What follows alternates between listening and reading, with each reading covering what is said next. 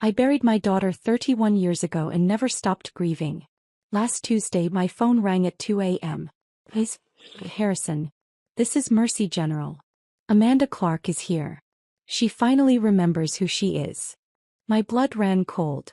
Because I stood at Amanda's grave in 1993. Mrs. Harrison, your daughter wants to see you. 7 words. That's all it took to destroy 31 years of carefully constructed grief. It was 2:03 a.m. I'd been asleep beside my husband Caleb in our quiet house in Eugene, Oregon. The house where we'd learned to live with a ghost. The house where every room still carried the absence of the daughter we'd buried in 1995. Before we continue, thank you for being here. If you believe survivors deserve to have their voices heard, please consider subscribing. It's free and helps these stories reach others who need hope.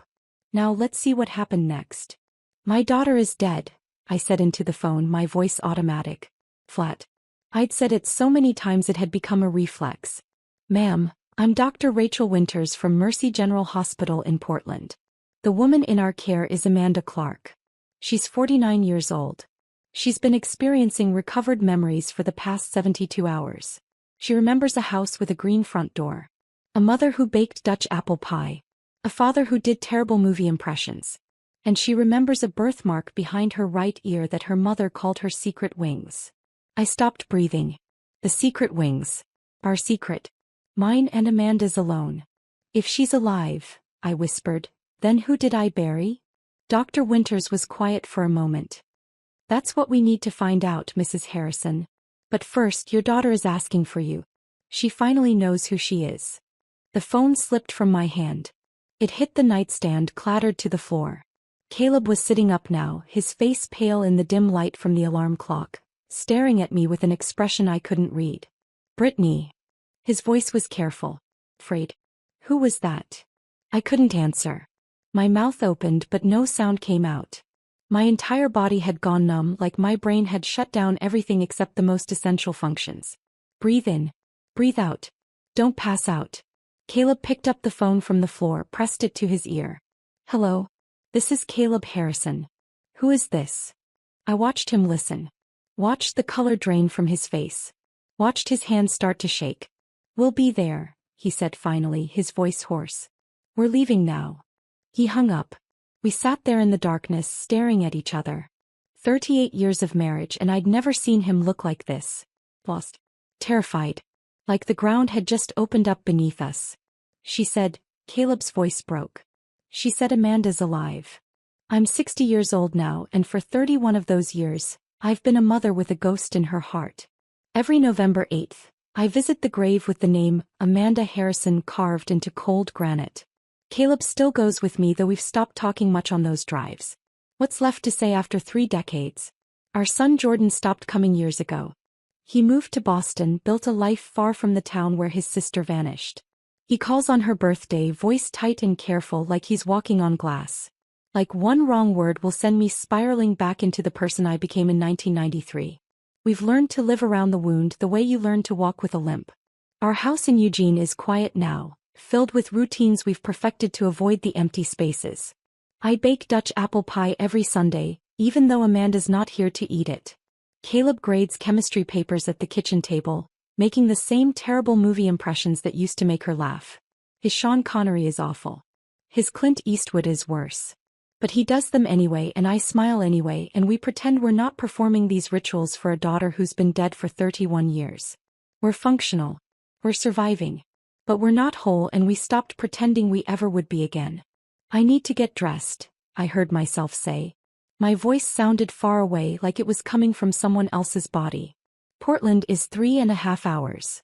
For if there's fog. Brittany. Caleb grabbed my hand. We've gotten calls like this before. He was right. 3 times over the years. 3 false alarms that had nearly destroyed us.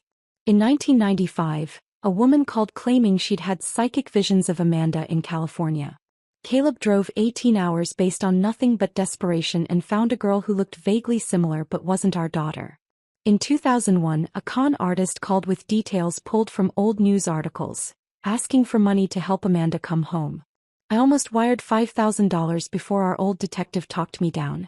In 2008, an elderly woman with dementia kept calling, insisting every young person she saw was someone's missing child. Each time the hope had nearly killed us. Each time we'd had to rebuild ourselves from the disappointment. She knew about the secret wings, I said quietly. Nobody knows about that. Nobody. Caleb went very still. He knew what that meant. The secret wings were ours alone. A bedtime story I'd invented when Amanda was 4 years old and terrified she wasn't special enough, wasn't pretty enough, wasn't anything enough. I'd trace that tiny butterfly-shaped birthmark behind her right ear with my fingertip and whisper that she had secret wings. That butterflies were the bravest creatures because they transformed themselves completely. That she could fly anywhere in her dreams and I'd always be there to catch her if she fell. That detail had never been in police reports. Never mentioned to investigators. Never shared with reporters or grief counselors or anyone. How could a stranger know about that unless she was Amanda? "I'm coming with you," Caleb said, already reaching for his jeans. "No." I touched his face, felt the stubble on his jaw, the familiar shape of him. "Not yet. I need to see first. If it's real." I couldn't finish the sentence. The hope felt too dangerous, too fragile to speak into existence. He understood. After everything we'd survived together, he always understood. Caleb and I are different people than we were in 1993. The first 5 years after Amanda disappeared, we barely spoke. We just passed each other like strangers in our own home, both drowning in grief so overwhelming it became its own presence. A third person living in our house, suffocating us. I blamed him for not driving her to the library that night. He blamed me for the argument we'd had 3 days before she vanished. About whether she should defer her Berkeley scholarship to do environmental activism work for a year. She called me controlling. I'd called her naive. We'd both said things we couldn't take back. And then she was gone and I never got to say I was sorry.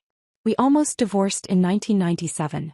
Sat in a mediator's office with papers half signed before we both looked at each other and realized we were the only two people in the world who understood this specific flavor of devastation. So we stayed. We rebuilt something smaller, quieter, more fragile than what we'd had before. Now we hold hands during movies and sleep on opposite sides of the bed, careful not to take up too much space. We've learned not to mention Amanda's name unless it's a specific occasion. Her birthday, the anniversary of her disappearance, Thanksgiving when the absence screams loudest. Our friends stopped inviting us to things years ago. We became the couple people pitied but didn't want around. Living reminders that terrible things happen to good people. That your children can vanish between one breath and the next. That safety is an illusion we tell ourselves so we can sleep at night. My son Jordan is a stranger I gave birth to. He was 15 when Amanda vanished and I wasn't there for him. Not really. I was too consumed with searching, with drowning, with becoming someone I didn't recognize. Caleb tried to be there for him but he was drowning too. Jordan raised himself through high school. Went to college at MIT on the opposite coast. Built a careful life that doesn't include much of us. He married a woman named Claire we met exactly twice before the wedding. They have 2 children, Emma 7 and Michael 5, that we see mostly in Christmas photos and occasional video calls. Jordan video calls once a month. Asks about our health. Talks about his job as a software engineer in careful surface-level ways. He never asks how I'm really doing because he knows I'll lie and say I'm fine. There's this wall between us built from guilt and resentment and grief none of us know how to dismantle. I know he blames me for disappearing into my grief when he needed me most. I know he thinks I loved Amanda more than I loved him. He's not entirely wrong. That knowledge sits in my chest like a stone I can't swallow and can't spit out. I got dressed in the dark, pulling on jeans and a sweater with hands that wouldn't stop shaking. Caleb sat on the edge of the bed watching me, his face unreadable. "What if it's her?" he asked quietly. "Then we've been mourning the wrong person for 31 years, I said. Then someone else's daughter is in that grave with Amanda's name on it. The thought made me sick. Some other mother out there might have spent 3 decades searching, hoping, praying for news that would never come because we'd identified the remains as ours. Because the medical examiner had said they were 85% certain. 85%. What about the other 15? What if it's not her?" Caleb asked. "What if this is another?" "Then we survive it," I said. "Like we survived the others." But I didn't believe it. Not this time. Not with the secret wings. I grabbed my purse, my keys, checked my phone. 2:17 a.m. If I left now, I could be in Portland by 6. Maybe earlier if the roads were clear. Caleb walked me to the door, pulled me into his arms and held me like he was afraid I might disappear too. Call me, he whispered against my hair. The second you know. I don't care what time it is. I will. I love you, Britt. I love you too. I got into my car, started the engine, backed out of our driveway in the dark. And as I drove toward Portland on empty highways, I realized that no matter what I found at Mercy General Hospital, nothing would ever be the same again. Either my daughter was alive and everything I'd built my life on for 3 decades was a lie, or she was dead, and this was just another cruel trick the universe was playing on a mother who'd already lost everything once. I didn't know which possibility terrified me more. The highway stretched ahead of me, dark and endless. I kept the radio off. I needed silence to prepare myself for whatever waited at the end of this journey. I needed silence to remember how to breathe. Because somewhere in Portland, in a psychiatric unit at Mercy General Hospital, a woman who called herself Amanda Clark was asking for me. A woman who knew about the secret wings. And I was about to find out if miracles were real. Or if hope was just another way to break. The highway was empty at 2:30 a.m. Just me and the broken white lines stretching endlessly ahead, swallowed by darkness the moment they passed under my headlights. I kept the radio off. Music felt obscene somehow, like celebrating at a funeral. The silence was suffocating, but I needed it. Needed the space to think, to remember, to prepare myself for whatever waited at the end of this 3.5-hour drive. My hands gripped the steering wheel so tightly my knuckles ached. November 8, 1993. That date lived in my bones. The last normal day before our lives split cleanly into before and after. Amanda had been 18. Brilliant. Full of fire and conviction and that particular brand of teenage certainty that you're invincible, that the world will bend to your will if you just push hard enough. She'd been accepted to Berkeley with a full scholarship. Environmental law. She was going to save the rainforests, stop climate change, make the world better through sheer force of will. But 3 days before she disappeared, we'd had a fight. A bad one. She'd wanted to defer her scholarship for a year. Said she needed to do real activism work first, get field experience, understand the problems she'd be fighting against. There was some group organizing protests against illegal logging operations and she wanted to join them. I'd been terrified. Terrified she'd throw away her future, her education, her scholarship. Terrified she'd get hurt or arrested or derailed from the path that would give her the tools to actually make a difference. I'd called her naive. Told her she didn't understand how the real world worked. She called me controlling. Said I didn't believe in her. We'd both said things we couldn't take back. Things that still echoed in my head 31 years later. The night she disappeared, she'd told us she was going to study at the library. A group project, she'd said. She'd be home by 10. We found out later, too late, that she'd lied. She'd gone to meet someone from an early internet bulletin board. Someone who claimed to be organizing an environmental protest. Someone who'd said all the right things to an 18-year-old girl desperate to change the world. The detective who worked her case tracked down a witness. A librarian who'd been locking up that night. She'd seen Amanda getting into a white van near the downtown library at 9:47 p.m. After that, nothing. Like she'd been erased from existence. I'd never gotten to apologize for that fight.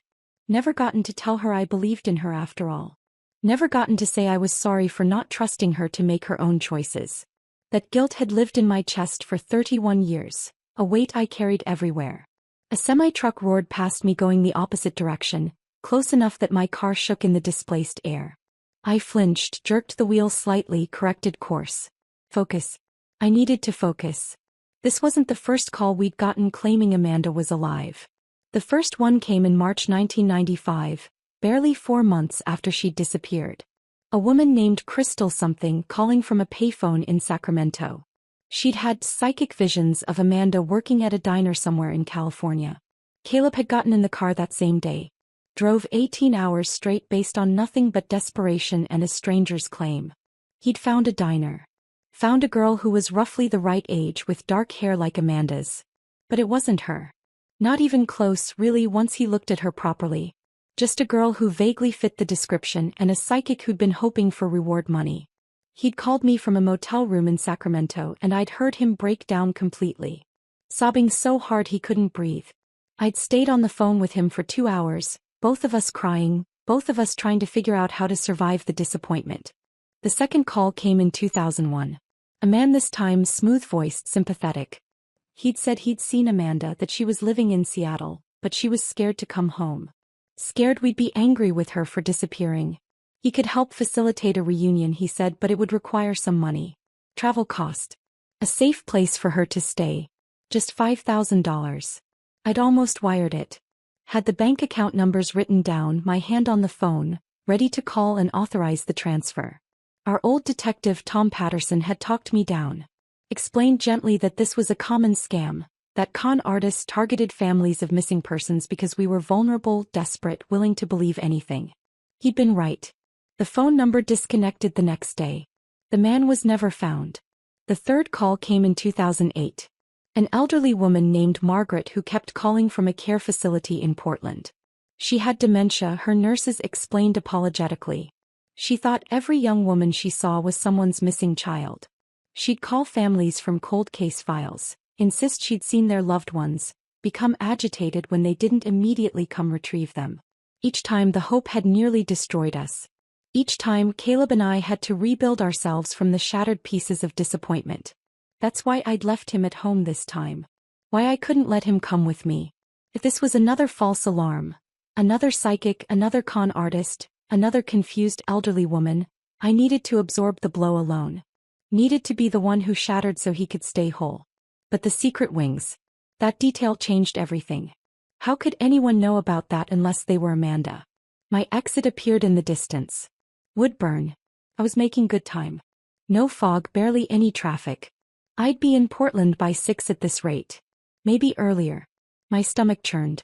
I'd thrown up twice already, had to pull over on the shoulder and heave into the gravel while semis roared past. Because if Amanda was alive, then the remains we'd buried in December 1995 belonged to someone else. I could still remember that day with perfect clarity. The call from the detective. Hikers had found remains in the Cascade foothills. Female, approximately 18 to 20 years old. The forensic anthropologist estimated the body had been there at least a year, possibly 2. Dental records had been inconclusive. Too much decomposition. Too much damage from wildlife and weather. But there were other things. Fragments of a Berkeley sweatshirt. A silver bracelet that looked like one Amanda wore. A gift from her grandmother. Delicate chain with a small tree charm. A student ID card so weathered and damaged you could barely read it, but the partial name matched. The medical examiner had been careful. Professional. He'd said they were 85% certain the remains were Amanda's. 85%. Not 100. Not definitive. But close enough. We'd been so desperate for closure. So exhausted from 2 years of searching, of not knowing, of living in this horrible limbo where she might be dead or might be suffering somewhere and we couldn't help her. 85% had felt like enough.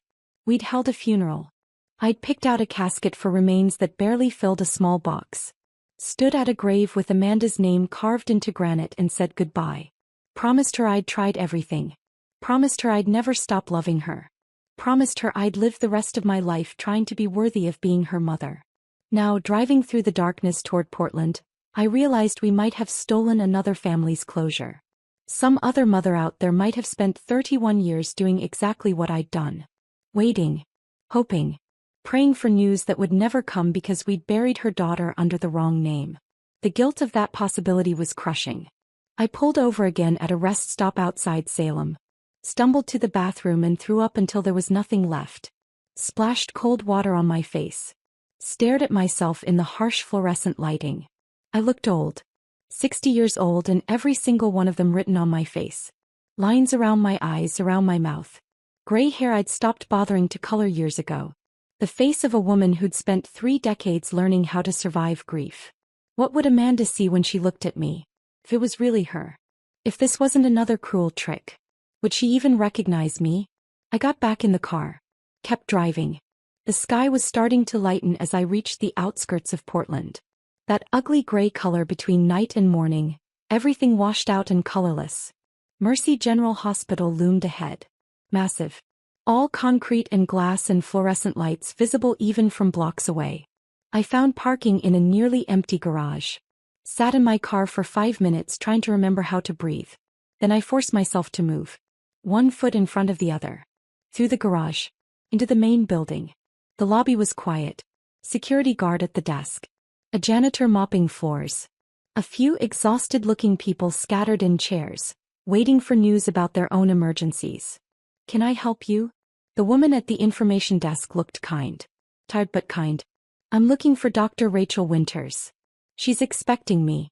My name is Brittany Harrison." The woman made a phone call. Nodded. Hung up. "She'll be right down." I stood there, my legs shaking, my hands clenched into fists to stop them from trembling. 5 minutes that felt like hours. Then a door opened and a woman walked toward me. Early 40s, wire-rimmed glasses, dark hair pulled back in a neat bun. Professional clothes, slacks and a blouse under a white coat. The kind of face that had seen too much human suffering to be easily shocked. "Mrs. Harrison?" She extended her hand. "I'm Dr. Rachel Winters. Thank you for coming so quickly." Her handshake was firm. Steady. Everything I wasn't. "I understand this must be overwhelming," she said gently. "Would you like some coffee before we talk? There's a consultation room just down the hall where we can sit." "No." My voice came out harsher than I'd intended. "I'm sorry, I can't. I need you to tell me what you know. Please." She nodded. "Of course. Follow me." We walked through corridors that smelled like antiseptic and floor polish. Everything was too bright, too clean, too sterile. We entered a small consultation room with a table for chairs, and a window that looked out over the parking lot. Dr. Winters gestured for me to sit. I did, gripping the edge of the table to keep my hands from shaking. "The woman we're treating has been living under the name Amanda Clark for approximately 31 years, Dr. Winters began. Her voice was calm, measured. Clinical. She's been in Portland the entire time. Working various jobs. Waitressing, retail, house cleaning. She's experienced homelessness intermittently. Multiple stays at shelters. She has no memory of a life before the name Amanda Clark. Until 4 days ago." "What happened 4 days ago?" I whispered. "She was walking through Pioneer Square. There was a street artist doing portraits from photographs. He sometimes works with a nonprofit that highlights cold cases. Missing persons from the 80s and 90s. One of the photographs he was working from was your daughter's image. Part of a Still Missing Awareness campaign." Dr. Winters paused. Pulled out a tablet. Opened a photo and turned it toward me. "When the woman we're treating saw this photograph, she had what we call a complete dissociative break. She collapsed right there in the square. Paramedics brought her here. She's been in our care for 72 hours. I stared at the photo on the tablet. Not the old missing person poster. A new photo. Recent. Taken here in the hospital. The woman was 49 years old. Her hair was cut short, dyed an unnatural dark brown that didn't suit her complexion. Her face was lined. Weathered. Marked by decades of hardship I couldn't begin to imagine. She was too thin. Cheekbones sharp. Eyes carrying shadows that spoke of things no one should have to survive. But the bone structure. The shape of her face. The way she held her mouth, even in this clinical hospital photo. "Oh God," I whispered. I saw Amanda looking back at me through 31 years of survival. "She's been having recovered memories," Dr. Winters continued, her voice pulling me back from the photograph.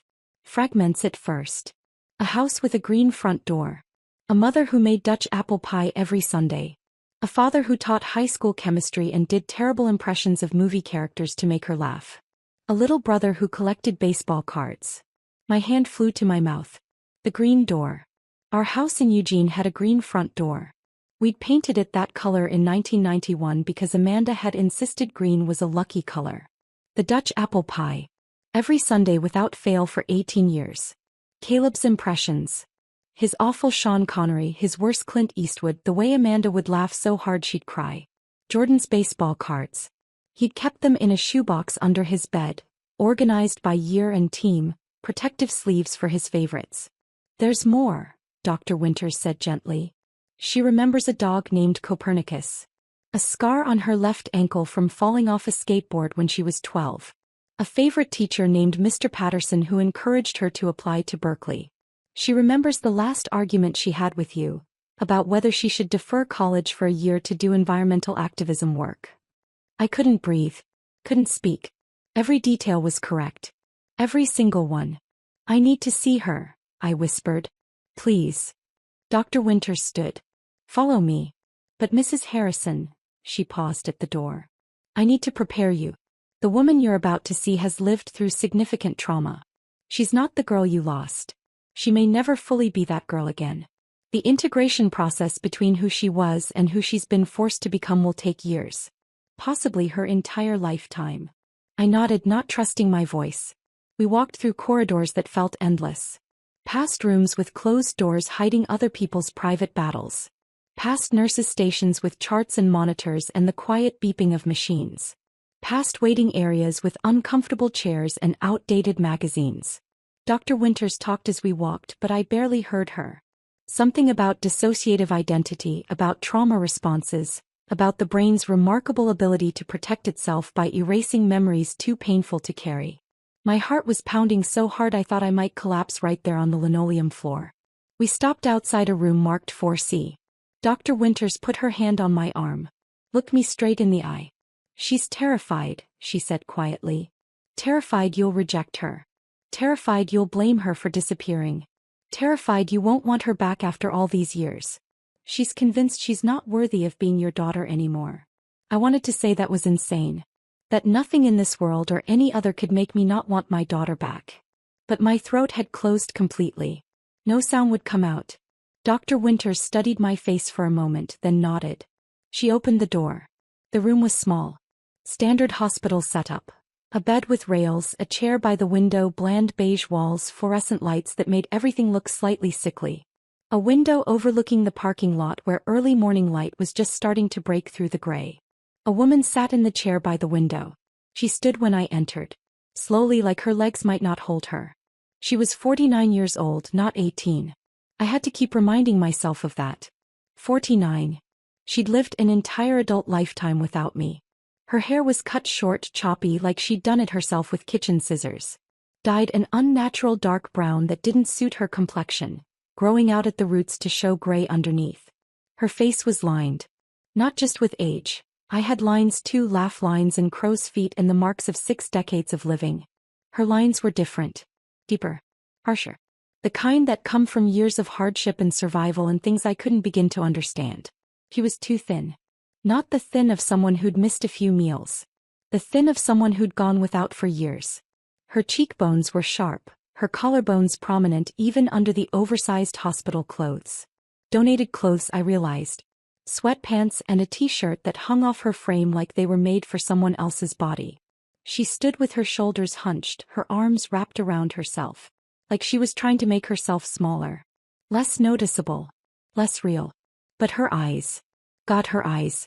Gray-blue with flecks of green. The exact color of the sky right before a storm. I used to stare at those eyes when I nursed her as a baby, amazed that I'd created something so beautiful. Direct and defiant even when she was terrified. Exactly like she'd been as a child. She looked at me. I looked at her. 31 years collapsed into nothing. Time folded in on itself. I was standing in a hospital room and also standing in her bedroom doorway watching her sleep when she was 5. I was standing at her grave saying goodbye. I was standing at our front door the night she didn't come home, waiting, praying, bargaining with a God I wasn't sure I believed in. Mom. Her voice was barely a whisper. Hoarse. Kitten. Broken. That single word demolished me. I'd imagined this moment 10,000 times in the first years after she disappeared. In my imagination I'd always been strong. Composed. The mother she needed me to be. I'd hold her and tell her everything would be okay. I'd be the rock she could lean on. Instead I stood frozen in the doorway, tears streaming down my face, my entire body shaking so hard I thought my bones might break. She took a hesitant step forward. Her legs wobbled slightly like she might collapse. She stopped. Swallowed hard. Tried again. I don't remember everything yet. The memories are coming back in pieces. It's like someone took my life and shattered it and I'm trying to put the pieces back together but some of them are missing and some of them don't fit and I don't know. She was talking too fast, words tumbling over each other, desperate and panicked. But I remember you, she said. I remember the secret wings. I remember you tracing the birthmark with your finger and telling me I could fly anywhere. I remember you singing Blackbird to help me fall asleep because I was afraid of the dark. I remember the way you always burned the popcorn on movie nights and Dad would tease you about it. I remember. Her voice cracked. Broke completely. I remember the last thing I said to you was that I hated you. And I didn't. I didn't hate you, Mom. I was 18 and stupid and I was so mad about the college argument and I said terrible things but I didn't mean them. I didn't hate you. The tears were streaming down her face now, her whole body shaking. I crossed the room in 3 steps. Pulled her into my arms before she could say anything else. She was stiff at first. Like she'd forgotten how to be held. Like she'd forgotten what it felt like to be safe. Then she collapsed against me and the sound that came out of her was something I'd never heard before. Not quite crying. Something deeper. More primal. The sound of someone who'd been holding themselves together for 3 decades finally allowing themselves to break. I held her while she sobbed. Felt her body shake against mine. Felt 31 years of survival and terror and things I'd never fully understand pouring out of her. He smelled wrong. Institutional soap. Medication. Decades I hadn't been there to witness. Not the strawberry shampoo she'd used in high school. Not the perfume she'd stolen from my dresser when she thought I wasn't looking. But the shape of her. The way she fit against me. The way her head still reached exactly to my shoulder even though she was too thin and I'd shrunk with age. That was right. That was muscle memory older than thought. Older than language. Mother and daughter. A bond that 31 years hadn't managed to sever. You're alive, I whispered into her hair. Baby, you're alive. That's all that matters. You're alive and you're here and I've got you. I've got you. I don't know how long we stood there. Long enough that my legs started to ache. Long enough that Dr. Winters quietly left the room, giving us privacy. Eventually Amanda's sobs quieted. Turned into hiccuping breaths. Then just shaky breathing. She pulled back slightly. Looked up at me with red, swollen eyes. I'm sorry, she whispered. I'm so sorry. I should have been more careful. I should have told you where I was really going that night. I should have. No. I cupped her face in my hands. No. You were 18 years old. You didn't do anything wrong. Do you hear me? None of this is your fault. Fresh tears spilled down her cheeks. I did terrible things to survive. Things I can't take back. Things that make me not sure I deserve. Stop. My voice was fierce. Firmer than I'd intended. There is nothing you could have done that would make me stop loving you. Nothing. You survived. That's what matters. You survived and you're here and we're going to figure everything else out together. She stared at me like she didn't quite believe it. Like she was waiting for me to change my mind. To reject her. Come sit, I said gently. Please. I'm 60 years old and my legs are about to give out. A ghost of a smile flickered across her face. So brief I almost missed it. We sat. Her in the hospital chair. Me on the edge of the bed. Close enough that our knees were almost touching. I reached for her hand. She let me take it. Our fingers laced together and I held on tight. Tight enough that our knuckles went white. Tight enough that it almost hurt. Neither of us let go. Tell me, I said softly. Tell me what you remember. Whatever you can. Take your time. Amanda took a shaky breath. Stared down at our joined hands. And slowly, haltingly, with long pauses where she had to collect herself, she began to tell me what she remembered. Not everything.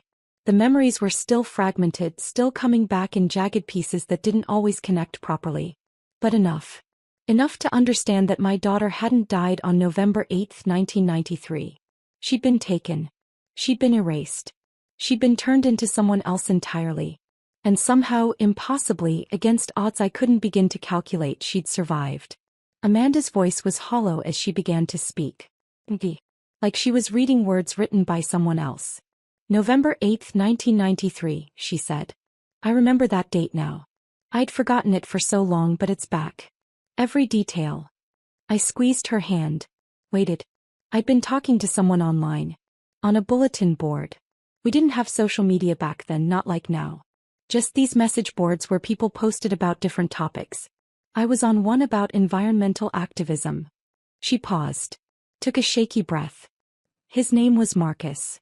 At least that's what he called himself. He said he was organizing protests against illegal logging operations in the Cascades. He talked about direct action, about making a real difference, about how young people like me were the only ones brave enough to actually do something instead of just talking about it. Her voice cracked slightly on the last words. He said there was a group meeting at a coffee shop downtown. Independent coffee house near the library. Said I should come meet everyone, see if it was something I wanted to be part of. I told you I was going to study at the library. I lied. I know, I whispered. The detective told us later. It's okay. It's not okay. Her voice was fierce suddenly. I agree. None of this is okay. I lied to you and because of that. Stop. I gripped her hand tighter. You were 18. You didn't do anything wrong. She shook her head but didn't argue. Just kept talking. When I got to the coffee shop, it wasn't just Marcus. There were 3 people.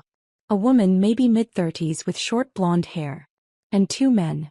One was older, 40s maybe. The other was younger, closer to my age. Her hands started shaking. I held them steady. They were so nice. So friendly. They bought me coffee. They talked about all these amazing actions they'd done. Tree-sitting, road blockades, protests at corporate headquarters. They made it sound exciting. Important. Like I could actually make a difference. Amanda's voice dropped to barely a whisper.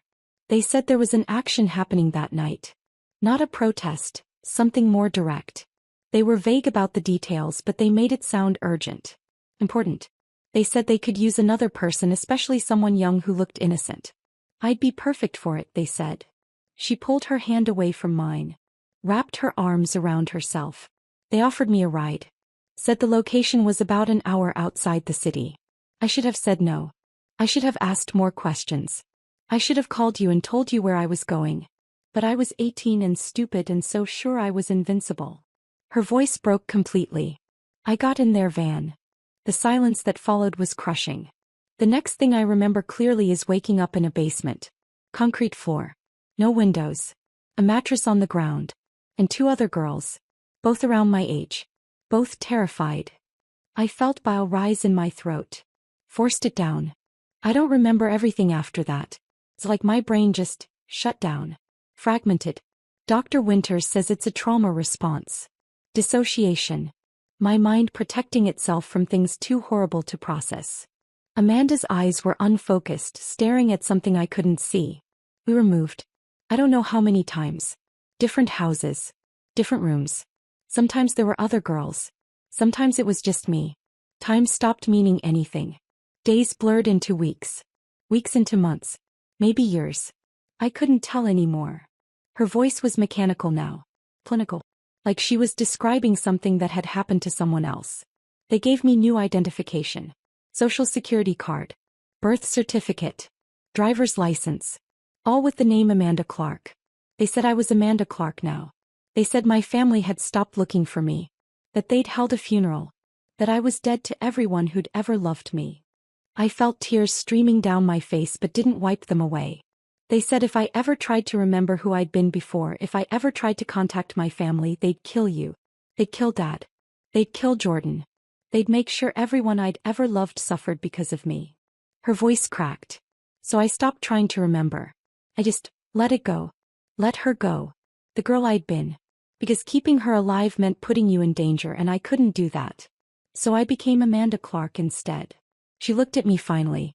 Her eyes were swimming with tears. For 31 years I was nobody. A ghost. I worked whatever jobs I could get. Waitressing. Cleaning houses. I was homeless for a while. Stayed in shelters. Slept on couches belonging to people I barely knew. I survived, but I wasn't living. I was just existing. Oh baby, I whispered. I'm so sorry. I'm so sorry we couldn't find you. It's not your fault. Her voice was fierce. None of this is your fault. You didn't do this to me. They did. She took another shaky breath. About 5 years ago things started changing. I'd have these dreams. About a house with a green front door. About baking pie with a woman whose face I couldn't quite see. About a man doing terrible movie impressions that made me laugh. About a little boy with baseball cards. She wiped tears from her face with the back of her hand. I thought I was going crazy. Amanda Clark didn't have those memories. Amanda Clark didn't have a family. Amanda Clark appeared fully formed at 18 years old with no past. But the dreams kept coming. And slowly they started feeling less like dreams and more like memories. Amanda stood up suddenly. Walked to the window. stared out at the parking lot below. 4 days ago I was walking through Pioneer Square. There was a street artist there. He does portraits from photographs sometimes. Works with some non-profit that highlights cold cases. She turned to face me. One of the photographs was me. My 18-year-old face. Part of some still missing awareness campaign. When I saw it, her whole body started shaking. It was like someone flipped a switch in my brain. Everything came flooding back at once. My real name. Your face. Dad's voice. Jordan as a kid.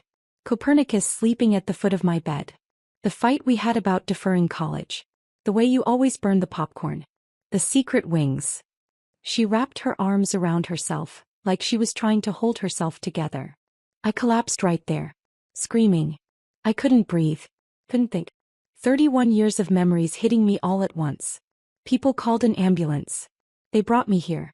Dr. Winters has been helping me piece it together, but it's like trying to reassemble a person who's been shattered into a million pieces. I stood up, crossed to where she stood, put my arms around her from behind and held her while she cried. You remember Copernicus? I asked softly after a while. She nodded against me. He was the best dog. He'd always steal food off the counter when he thought no one was looking. A shocked laugh escaped me. I'd forgotten that. He stole an entire chicken once, Amanda said, and there was the ghost of a smile in her voice. Right off the table at Thanksgiving. Dad chased him around the yard for 20 minutes. We had to order pizza, I remembered. Jordan thought it was the best Thanksgiving ever. Amanda turned in my arms. Looked up at me with red, swollen eyes. Jordan, she whispered. My little brother. Is he? He's alive. He's in Boston. He's married. Has 2 kids. I touched her face gently. You're an aunt. Fresh tears spilled down her cheeks. I missed his whole life. I know. But he's going to want to see you. When you're ready. She nodded. Then something seemed to occur to her. Mom, she said slowly. If I'm alive, if I've been alive this whole time, then who did you bury? The question I'd been dreading. We don't know yet, I said quietly. The remains will need to be re-examined. Dr. Winters said they'll do DNA testing. Try to identify whoever. I couldn't finish. Amanda's face crumpled. Some other family has been waiting for answers while I was alive. Some other mother has been. Stop, I said firmly. That is not your fault. None of this is your fault. She looked at me with those eyes that had seen too much, survived too much. I hummed Blackbird in the shower this morning, she said suddenly. I didn't even realize I was doing it until Dr. Winters mentioned it. You used to sing that to me every night. You were afraid of the dark, I remembered. It was the only thing that helped you sleep. I still am, she whispered. Afraid of the dark. Afraid of basements. Afraid of white vans. Afraid of so many things. I pulled her close again. Held her tight. We're going to get through this, I promised. Together. However long it takes. She didn't answer. Just held on to me like I was the only solid thing in a world that kept shifting beneath her feet. Maybe I was. Dr. Winters knocked softly on the door about 20 minutes later. Amanda and I were still holding each other, neither of us quite ready to let go. I'm sorry to interrupt, Dr. Winters said gently. But Mrs. Harrison, there are some practical matters we need to discuss. And Amanda needs to rest. She's been awake for over 30 hours. I looked at my daughter. Her eyes were red and swollen, her face pale with exhaustion. She looked like she might collapse at any moment. I'll be right outside, I promised her. I'm not going anywhere.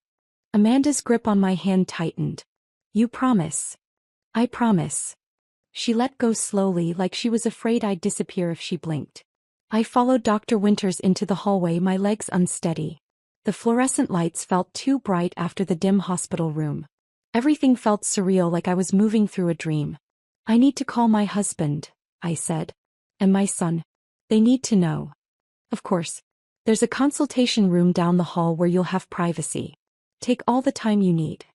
My hands were shaking so badly I could barely unlock my phone. I had 17 missed calls from Caleb. 3 voicemails. A dozen text messages asking if I was okay, asking what was happening, asking if he should come. I called him. He answered before the first ring finished. Brittany. His voice was raw. desperate. Please tell me. It's her. The words came out broken. Caleb, it's really her. It's Amanda. The sound he made wasn't quite a sob, wasn't quite a gasp. Something in between. Are you sure? Are you absolutely? I'm sure. Tears were streaming down my face again. She knew things, Caleb. Things nobody else could know. The secret wings. Copernicus. The argument about college. She remembered the Thanksgiving he stole the chicken off the table. I heard him break down completely on the other end. Heard him trying to speak and failing. Heard 31 years of grief pouring out of him. Is she okay? He finally managed. Is she hurt? She's alive. She's been through, my voice cracked. She's been through things I can't even begin to understand. But she's alive, Caleb. Our daughter is alive. I'm coming. I'm leaving right now. I'll be there in 3 hours. Drive carefully. Please. I need you to get here safely. I love you, Britt. I love you too. I hung up. Stared at my phone. I needed to call Jordan. It was 7:15 a.m. on the East Coast. He'd be getting Emma and Michael ready for school. Following the same morning routine he'd built, 3,000 miles away from the family that had fallen apart when his sister disappeared. I called him. It rang 4 times before he picked up. Mom. His voice was immediately concerned. What's wrong? It's like 4 in the morning there. I'm in Portland. At a hospital. I took a shaky breath. Jordan, your sister is alive. The silence stretched so long I thought the call had dropped. What are you talking about? His voice was carefully controlled. Too controlled. Amanda's dead. We buried her in 1995. We buried someone else. We didn't know. The medical examiner made a mistake. But she's here, Jordan. She's been living in Portland this whole time with no memory of who she was. Until 4 days ago. Mom. His voice was tight now. Strained. Is this another? We've been through this before. The psychic. The con artist. That woman with dementia. I can't. It's real. I cut him off. She knows things. Private things. Family things. Things no stranger could know. I heard him say something muffled to Claire. Heard her voice responding. Heard him walking, a door closing. Are you sure? He asked quietly. Are you absolutely sure this time? I'm looking at her face right now in my mind and I see your sister. I see the girl who used to read you bedtime stories and threatened to beat up anyone who messed with you. I see her, Jordan. His breath hitched. Does she remember me? She remembered your baseball card collection. She remembered protecting you. She asked about you the second she could form words. I heard him crying. My son who'd built walls so thick around his grief that I'd almost forgotten he knew how to cry. I'll get on the first flight out, he said. I'll be there tonight. Tell her. His voice broke. Tell her I'm coming. Tell her I never stopped missing her. I will. After I hung up, I sat in that consultation room for a long time, trying to process everything that had happened in the past 5 hours. At 2:03 a.m. I'd been asleep in my bed. Now it was barely 8 in the morning and my entire world had been turned inside out. Dr. Winters found me there 20 minutes later. Mrs. Harrison, do you feel up to discussing next steps? I nodded, though I wasn't sure I felt up to anything. We sat across from each other at a small table. Dr. Winters had a file folder in front of her. Official looking. The kind that holds documents that change lives. First, we'll need to do DNA testing, she began. To officially confirm Amanda's identity. It's a formality at this point. I don't doubt who she is, but it's necessary for legal purposes. We can do that today. How long for results? With expedited processing, about a week. Maybe less. A week. 7 more days of existing in this strange limbo between impossibility and confirmation. There will also need to be interviews with law enforcement, Dr. Winters continued. The FBI has a task force that deals with trafficking cases. They'll want detailed testimony from Amanda about what she remembers. Names, locations, descriptions of the people involved. Any information that might help them find other victims or prosecute perpetrators. The thought of Amanda having to relive her trauma for strangers made me feel sick. Will she have to? I asked. Testify, I mean. That will be her choice. No one can force her. But the information she has could potentially save other lives. Help find other missing girls. Bring people to justice who've been operating for decades. I nodded slowly, understanding the weight of what Amanda would have to carry. She'll need intensive therapy, Dr. Winters went on. What Amanda is experiencing is called complex PTSD. She's lived through sustained, repeated trauma that fundamentally reshaped her identity. For 31 years she's been someone else entirely. The process of integrating those two identities, Amanda Clark and your daughter, will take years. Possibly her entire lifetime. What does that mean? I asked. Integration. It means learning to hold both truths simultaneously. That she is Amanda Clark with all the experiences and survival skills that identity required. And that she is also your daughter with all the memories and connections that identity holds. It means processing decades of trauma while also processing the grief of everything she lost. It won't be linear. She'll have good days and terrible days.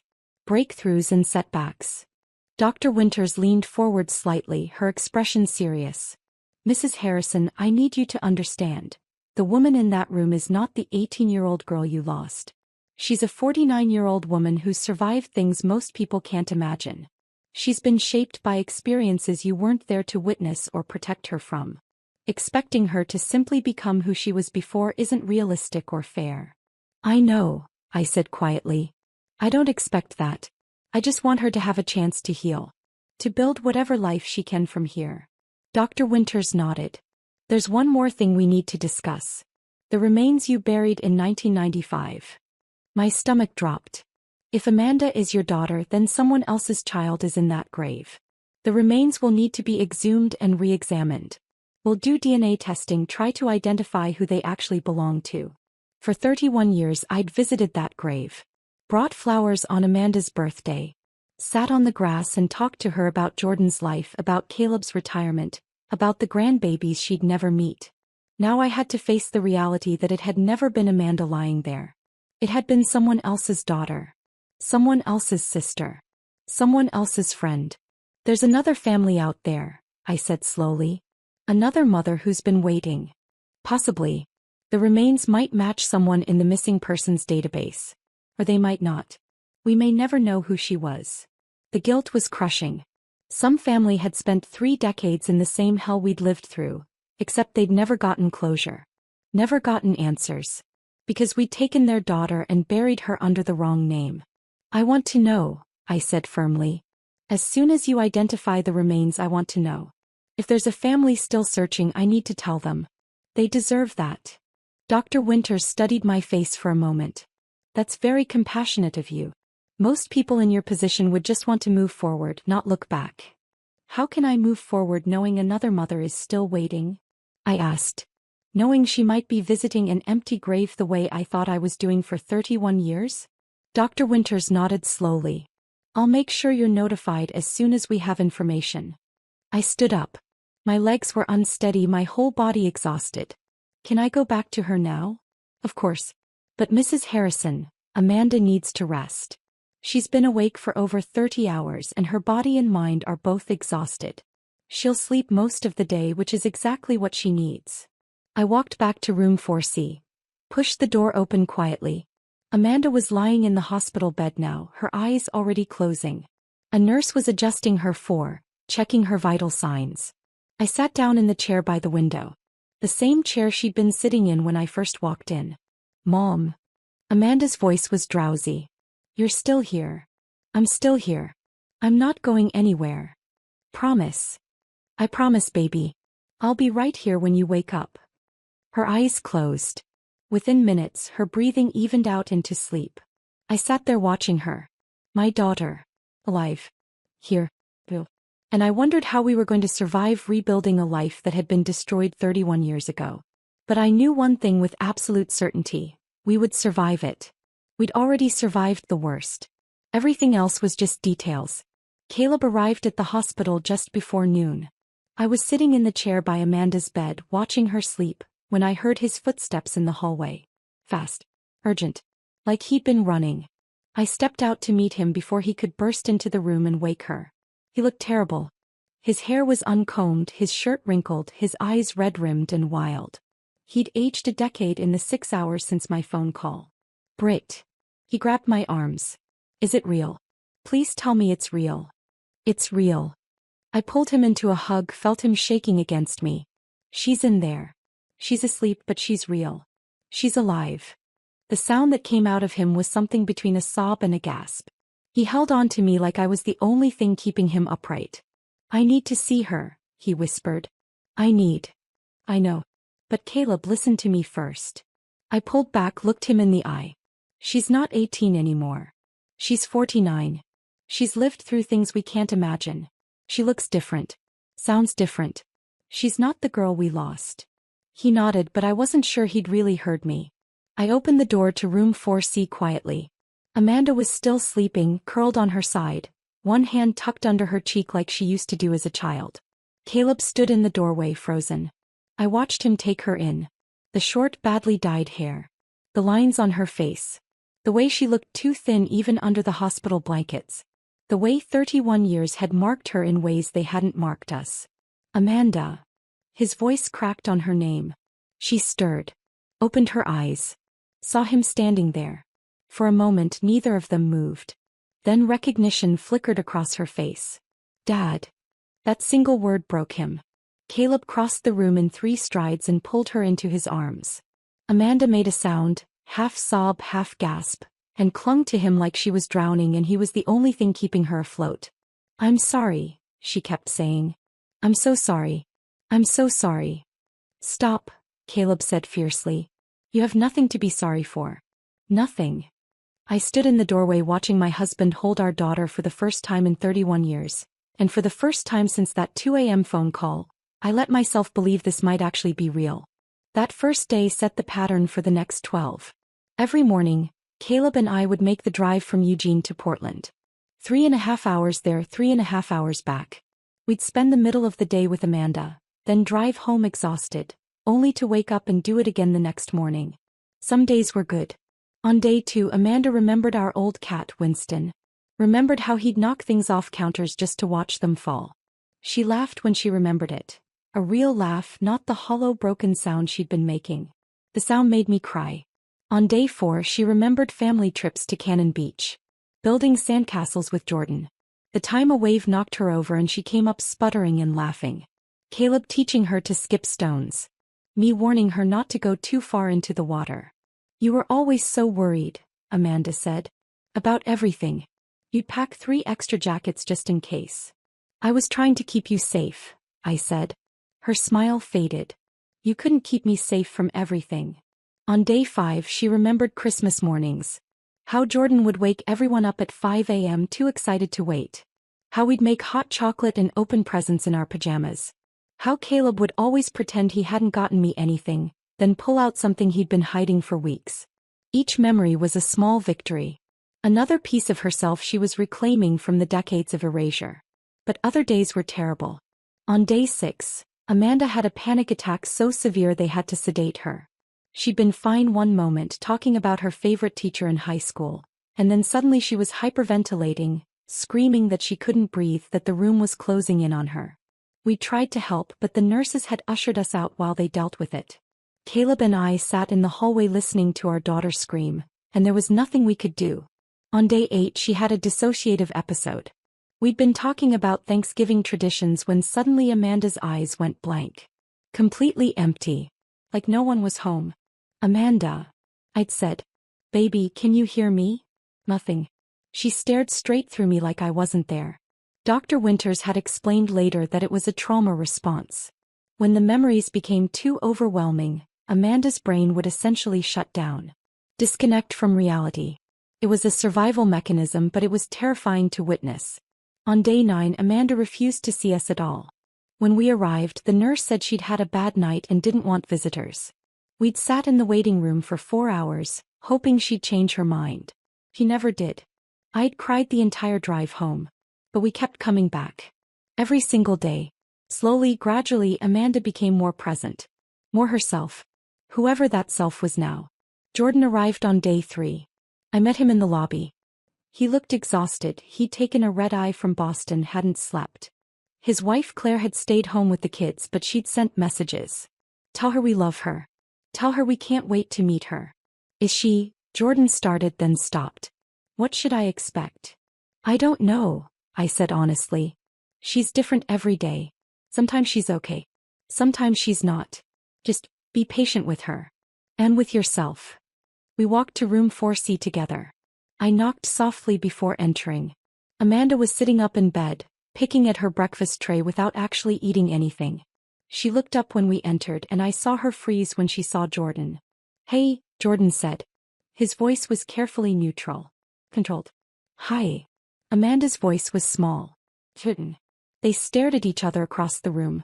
Jordan was 34 now. A grown man with a wife and kids and a successful career. The last time Amanda had seen him he'd been 15. A kid in braces who collected baseball cards and hero-worshipped his big sister. "You got tall," Amanda said finally. A surprised laugh escaped Jordan. "Yeah. You missed that." "I missed a lot of things." The silence stretched. Uncomfortable. Heavy with everything that couldn't be said. "I was 15 when you disappeared," Jordan said finally. 15. I needed my sister and you were gone. And then I needed my parents and they were gone too. Lost and searching for you. I raised myself, Amanda. I got myself through high school. Applied to colleges on my own. Learned to be an adult with no help from anyone. His voice was tight. Controlled. But I could hear the anger underneath. Amanda's eyes filled with tears. "I'm sorry. I know it's not your fault," Jordan continued. "I know you didn't choose this. But I'm angry anyway. I'm so angry. And I don't know what to do with it." "You can be angry," Amanda whispered. "You have every right to be angry." "I don't want to be angry." Jordan's voice cracked. "I want my sister back. But I don't know if that's possible. Because the sister I remember was 18 years old. And you're 49, Amanda finished. "I'm 49 and I've lived an entire life you know nothing about and you've lived an entire life I wasn't there for. And I don't know how to fix that." "Maybe we can't fix it," Jordan said. "Maybe we just have to start over." They didn't hug that day. Didn't touch at all. But Jordan pulled a chair close to the bed and sat down. And they talked for 3 hours.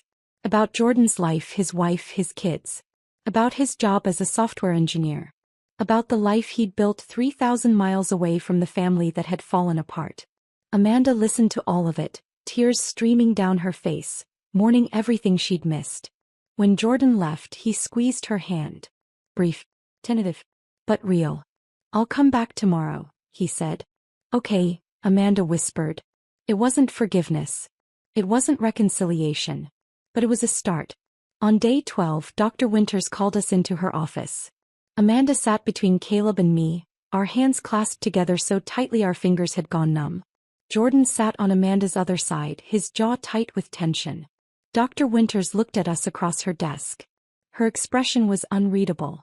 For one terrible moment I thought she was going to tell us it wasn't a match. That Amanda was delusional. That we'd let ourselves hope for nothing. Then she smiled. "It's definitive," she said. "The DNA test confirms that Amanda is your biological daughter." The relief was so overwhelming I thought I might pass out. The room tilted. I gripped the arms of my chair to keep from falling. Caleb made a sound like he'd been punched in the stomach. Amanda started sobbing. Jordan put his head in his hands. We held each other in that small office, crying, laughing, unable to form coherent words. For the first time in 31 years I let myself believe in miracles. Then Dr. Winters cleared her throat gently. "There's something else," she said. "The remains from 1995 have been identified through DNA. Her name was Sarah Whitmore. She went missing from Seattle in 1994. She was 19 years old. Her family has been notified." The joy drained out of me like water through a sieve. Sarah Whitmore. Someone else's daughter. Someone else's sister. For 31 years I'd visited that grave. Mourned at that headstone. Talked to someone who was never Amanda. And somewhere Sarah Whitmore's mother had been waiting. Hoping. Never knowing her daughter was dead because we'd buried her under the wrong name. "I need their contact information," I said.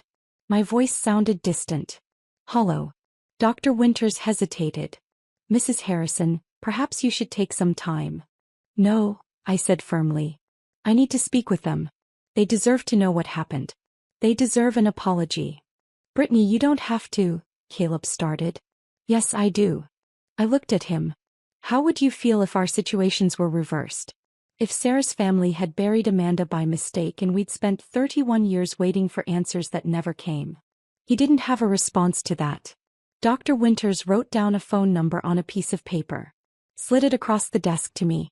Her mother's name is Margaret Whitmore, she said quietly. Please be gentle with yourself, Mrs. Harrison. This situation isn't your fault. But as I stared at that phone number, all I could think was, another mother had lost 31 years because of a mistake. And I needed to look her in the eye and tell her I was sorry. I called Margaret Whitmore 3 days after getting her number. I'd been carrying that piece of paper in my pocket, the numbers written in Dr. Winters' careful handwriting, unable to bring myself to dial. Finally, on a Thursday afternoon, I sat in my car in the hospital parking lot and made the call. She answered on the second ring. Hello. Her voice was tired, worn down by decades of waiting. Mrs. Whitmore? My name is Brittany Harrison. Dr. Winters gave me your number. My voice broke. I'm the woman who buried your daughter by mistake. The silence on the other end was so long I thought she'd hung up. I know who you are, she said finally. Her voice was steady. Too steady. The FBI told me what happened. I'm so sorry, I said. I know that's not enough. I know nothing I say will ever be enough. But I need you to know we thought it was our daughter. We weren't trying to. I don't blame you. Her words surprised me. You did what any parent would do with the information you had. The medical examiner made the determination. You were just trying to find closure. I was crying now, tears streaming down my face. You spent 31 years not knowing. 31 years waiting. Because we took your daughter and buried her under the wrong name. And now I know, Margaret said quietly. Now I can bring Sarah home. Give her a proper burial with her real name. At least now I don't have to wonder anymore if she ran away because she was mad at me. If she's out there somewhere choosing not to come home. Her voice cracked on the last words.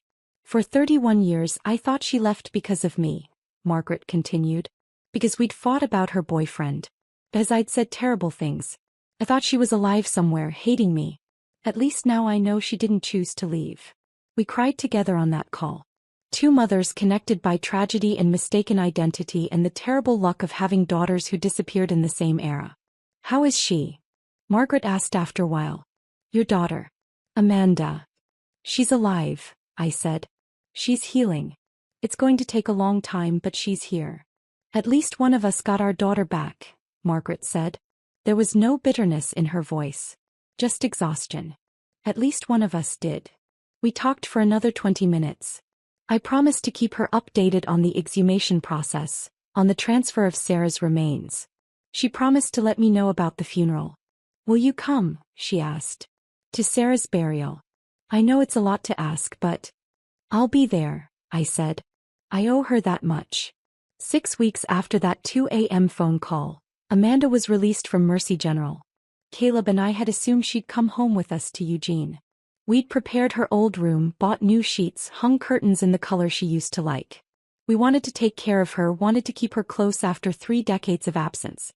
But Dr. Winters and Amanda's trauma therapist both said that would be a mistake. She needs to build her own life, Dr. Winters explained gently. Not try to slip back into the one she had at 18. That girl doesn't exist anymore.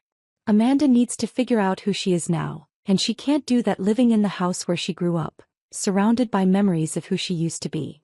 So we helped her find an apartment instead.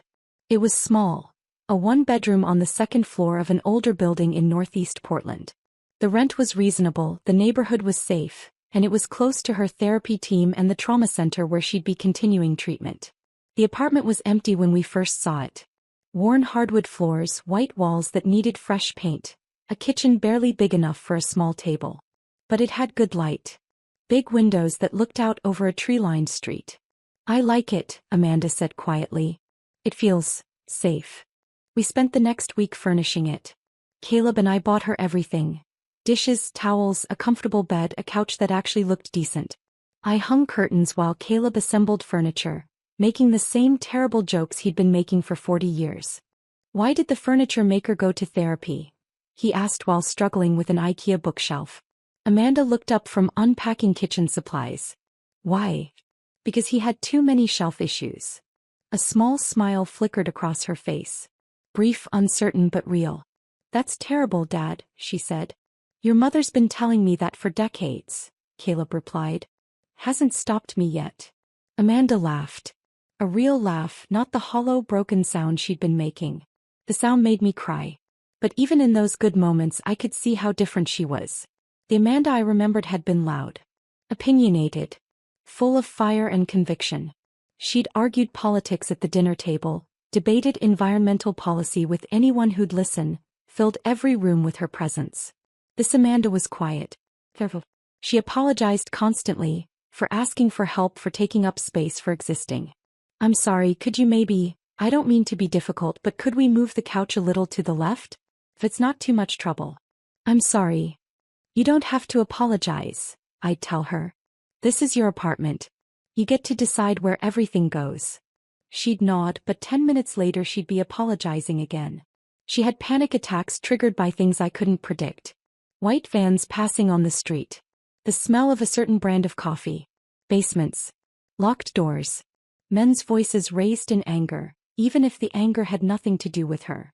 She couldn't sleep without medication. Even with it, she rarely got more than 4 hours a night. She couldn't be in crowds.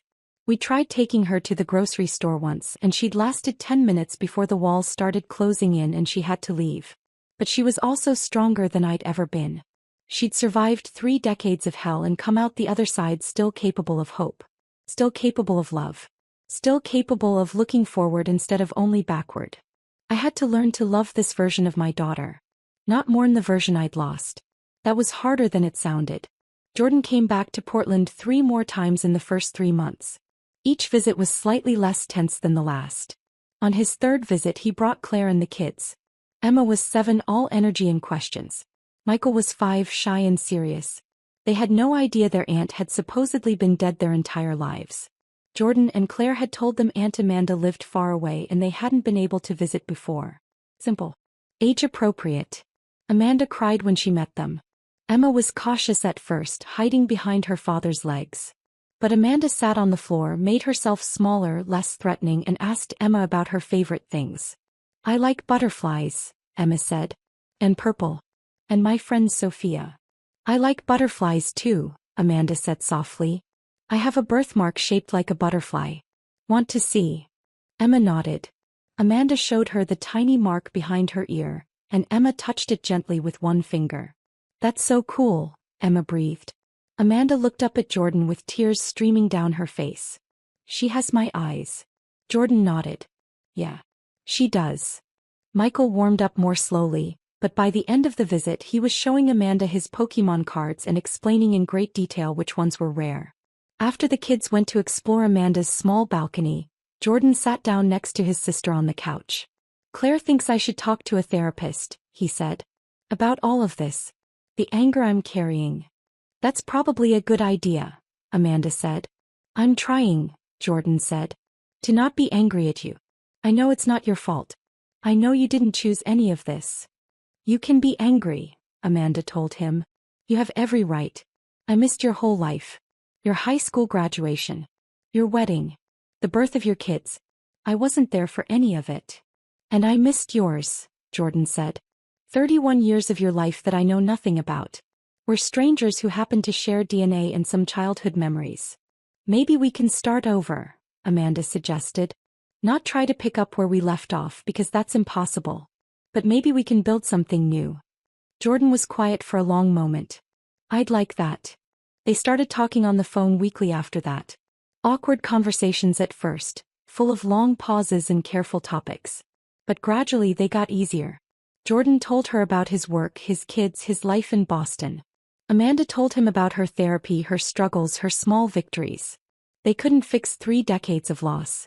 But they were building something. Something that might eventually feel like family again. For months after coming home, Amanda told us she'd made a decision. We were having lunch at her apartment. Sandwiches from a deli down the street, eaten at her small kitchen table. The FBI contacted me, she said. They want me to testify. About what I remember. The people involved. The locations. Anything that might help them find other victims or prosecute the people who are still alive. My stomach dropped. Amanda, you don't have to. I know I don't have to, she interrupted. Her voice was steady, determined. But I want to. Your therapist said testifying could set back your progress, I said. That it could be re-traumatizing. She also said it could be empowering, Amanda replied. That taking my story and using it to help other people could be part of my healing. Other girls are still out there, Amanda continued. Girls like I was. Lost. Trapped in lives they didn't choose. If my testimony can help find them, help save them, then I have to do it. Caleb reached across the table and took her hand. Are you sure? No, Amanda admitted. I'm terrified. But I'm doing it anyway. I have to take what happened to me and turn it into something that matters. Otherwise they win. The people who tried to erase me, they win. I tried to talk her out of it. Tried to protect her from more pain. But Caleb put his hand on mine and shook his head. This is her choice, he said quietly. She gets to decide how she heals. So 3 weeks later, I sat outside a closed FBI conference room while Amanda testified. 3 days of testimony. 8 hours each day. Reliving every detail of the worst years of her life. I waited in the hallway with Caleb. Paced. Drank terrible coffee from vending machines. Counted the tiles on the floor. When Amanda finally emerged on the 3rd day, she looked like she might collapse. I caught her before she fell, held her while she sobbed, supported her weight as we walked to the car. She didn't speak the entire drive home. Just stared out the window with hollow eyes. But 2 days later she called me. They found someone, she said. Her voice was shaky but determined. Because of what I told them. They found a woman who'd been missing for 8 years. She's going home to her family. Oh baby, I whispered. It was worth it, Amanda said. It was worth every second of reliving it if it means one more person gets to go home. And I realized that my daughter was braver than I'd ever been. She'd survived the unsurvivable. And now she was fighting to make sure no one else had to. 8 months after Amanda came home, she called me on a Tuesday afternoon. Mom, I did something and I need to tell you about it before you see it online. My stomach dropped. What happened? Are you okay? I'm fine. I'm more than fine actually. I enrolled in classes. Online courses through Portland State. I want to finish my degree. I sat down on the couch processing. Your degree. The one I started 31 years ago. Environmental law. She paused. Well, not environmental law anymore. Social work. I want to help trafficking survivors. I want to become an advocate. Amanda, I didn't know how to finish. That's wonderful. But are you sure you're ready? Your therapist said. My therapist said I should focus on my own healing first, Amanda interrupted. And I am. But part of my healing is taking what happened to me and turning it into something that matters. I've been a victim for 31 years, Mom. I'm done being a victim. I want to be a survivor who helps other people survive. Her voice was steady, determined, more sure of herself than I'd heard since she'd come home. If this is what you want, I said carefully, then your father and I will support you. Thank you, she whispered. I need this. I need to feel like those 31 years weren't just wasted. Like they can mean something. She threw herself into her studies with an intensity that scared me sometimes. Late nights reading textbooks about trauma-informed care. Writing papers about systemic failures in victim services. Video calls with professors and classmates, her voice stronger each time. Caleb worried she was pushing herself too hard. I did too. But she was also thriving in a way I hadn't seen since she'd come home. 2 months after enrolling, Amanda started volunteering at a local nonprofit that worked with trafficking survivors. Just a few hours a week at first. Answering phones. Filing paperwork. Sitting in on support groups. Then they asked her to share her story at one of the groups. She called me the night before, terrified. What if I break down? What if I can't get through it? What if I make it worse for them instead of better? Then you break down, I said. And you let them see that it's okay to break down. That you can survive breaking down and still keep going. She did break down. He told me about it afterwards. She'd gotten through most of her story. The abduction, the years of erasure, the moment she saw her own face on that poster, and everything came flooding back. Then someone in the group had asked, how did you keep going all those years? And Amanda had fallen apart. But the other women in the group had surrounded her. Held her. Told her they understood. That they'd asked themselves the same question. That seeing her survive gave them hope they could survive too. I helped them, Amanda said, wonder in her voice. Just by being there. Just by surviving. I helped them. After that she spoke at more events. Awareness campaigns. Fundraisers. College classes studying human trafficking. Then a journalist from a national magazine contacted her. They were doing a piece on long-term trafficking survivors. Would Amanda be willing to share her story? He said yes. The essay was published in September. 31 years lost. One woman's journey from erasure to advocacy. It went viral within hours. Suddenly, people recognized Amanda on the street. Not as Amanda Clark, the broken homeless woman who'd spent decades invisible, but as Amanda Harrison, the survivor who'd come back from the dead. She got messages from other survivors. From families of missing persons. From people who'd never thought about trafficking before but were now paying attention. You're making a real difference, I told her. I'm trying, she said. I'm trying to make those 31 years mean something other than just pain. In October, she was asked to consult on a task force developing better protocols for helping trafficking survivors reintegrate into society. In November, she was accepted into a graduate program for social work. Full scholarship. She was building a life that mattered. A life that would have been impossible if she'd stayed the girl she'd been at 18. And I realized that was its own kind of revenge. Not destruction. Not making the people who'd hurt her suffer. But refusing to let them win. Refusing to stay buried. Building something so meaningful from the ruins that it rendered all those years of darkness powerless. On a clear Sunday morning in July, 10 months after that first phone call, Amanda invited us over for breakfast. She met us at the door and I barely recognized her. Her face had filled out. She looked healthy. Her hair had grown out past her shoulders, showing the natural auburn color I remembered from her childhood. She wore jeans and a simple t-shirt that actually fit properly, not the oversized donated clothes she'd been hiding in. She looked like herself. Not the 18-year-old who'd disappeared. Not the broken woman who'd emerged from 31 years of trauma. Someone new. Someone who'd integrated all the pieces of who she'd been forced to become and was building something whole from the fragments. Come in, she said, smiling. I made breakfast. Well, I tried. Fair warning, the pie might be a disaster. Dutch apple pie. Our Sunday tradition from before. We sat at her small kitchen table, the same one Caleb had assembled months ago. The apartment looked different now. More lived in. Personal. Photos on the walls. Some old ones we'd given her, some new ones from the past few months. Books on the shelves. A plant in the window that was actually alive. The pie was slightly overdone, the crust a bit too brown on the edges. It was perfect. This tastes like home, Caleb said, his voice thick. Amanda smiled. A real smile that reached her eyes. I called Grandma's sister. Aunt Linda. She still had the exact recipe written in Grandma's handwriting. She mailed it to me. You called Linda? Asked, surprised. I've been calling a lot of people, Amanda said. Trying to reconnect with family. I talked to Aunt Linda for 2 hours. She remembered me as a kid. Told me stories I'd forgotten. It was nice. To hear about myself through someone else's eyes. To know I existed before I was Amanda Clark. He took a bite of pie. I have some news. I wanted to tell you in person. Caleb and I exchanged glances.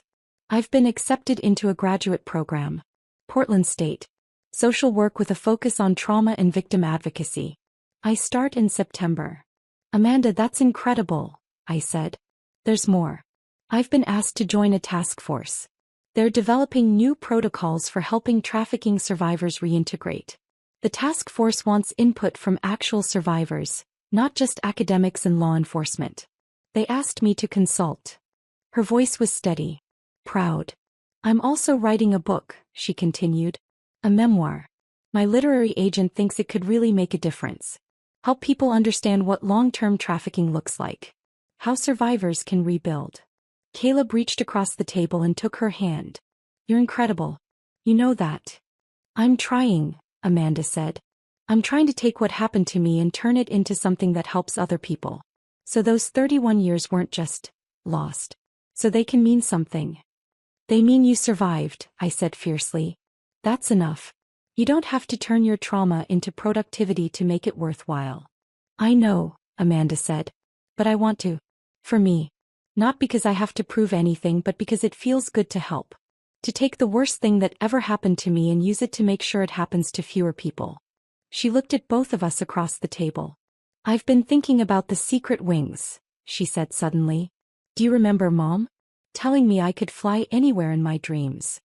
I nodded, unable to speak past the lump in my throat. I think I'm ready to fly now, Amanda said.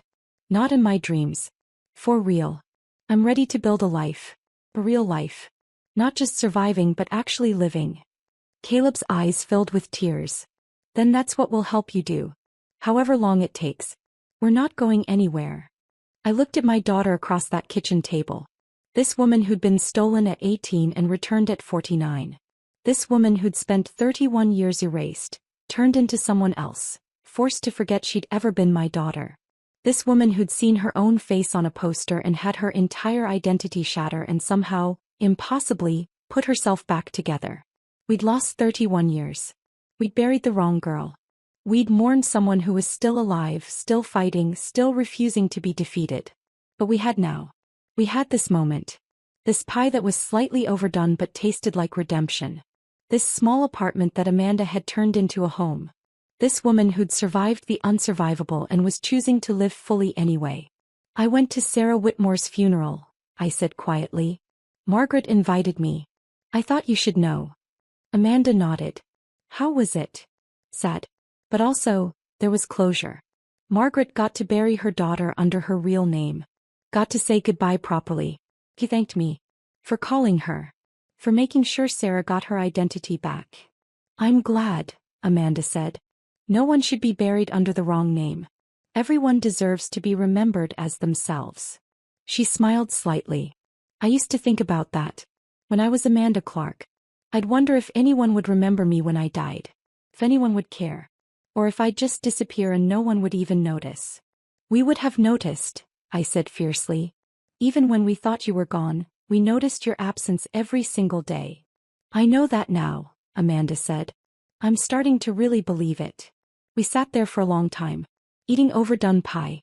Talking about nothing and everything. Making plans for Thanksgiving, for Christmas, for Jordan's next visit with the kids. Building a future from the pieces of a past that had been shattered.